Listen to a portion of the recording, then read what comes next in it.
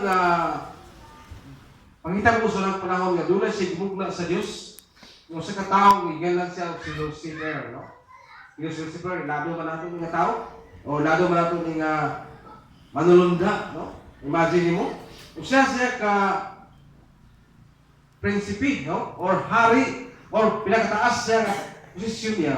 Tatanan niya mga manulunda dito sa wala ko nilis kalbutan kundi dito ni siya sa kalangitan, no? Kasi nang tulong sa bilang sa lahat diri tulong ka kasing nga langit, no?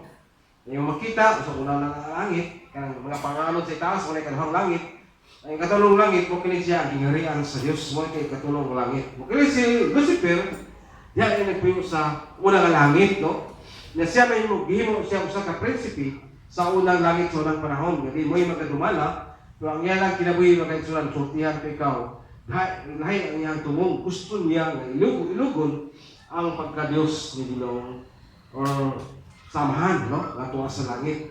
Yan ang talagang yun nga pagkamahal ni Ginoong Jesus, kaya yun namatay mga panahon na hindi mahal si Ginoong Jesus, kundi anak wala siya, samahan, no? Natay mga panahon na ngayon niya anak.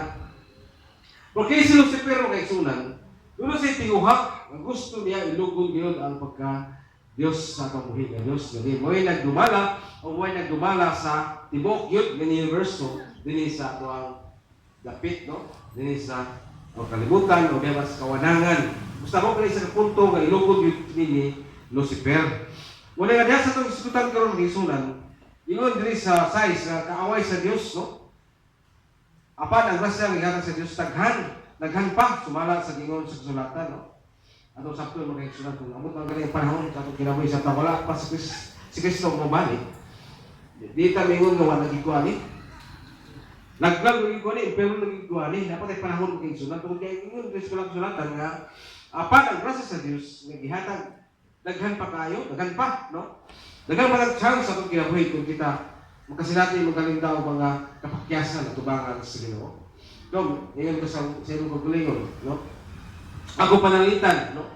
Nagpatak man yun ko nga nanadiha sa Ginoo.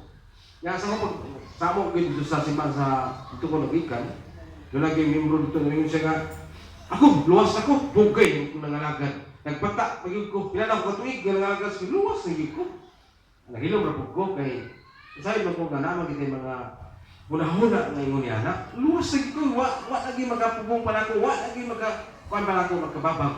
Kay dugay na yun nangalagad sa Ginoo, no? Yung nag-uusap ko ngayon, lima na, kay mo man ang desisyon, mo man ang pakandoy. Nga dugay na ka nangalagad sa Ginoo, kay yun juga sa Ginoo nga luwas lagi ko, tutis kadugay na ko kapanahon na. Kapag ngayon natin ko sa nausa ka na to, kailangan kita ang ngayon pag-ibig nga tingwakon sa ito kinabuhi. Kaya wakang kita kasahid kung sa plano sa kaway. Wakang kita kasahid kung sa hunahuna sa kaway para kanimo. Ngayon nga, nakita niya, nalit mo na ka, o dasit ka, o may ka sa Diyos, o imo na swimmer kung mga kaguloy mo ito sa Diyos. Di ka kasiguro kung umadam lang ay, ayan, umadam ag, no? Umadam, umadam,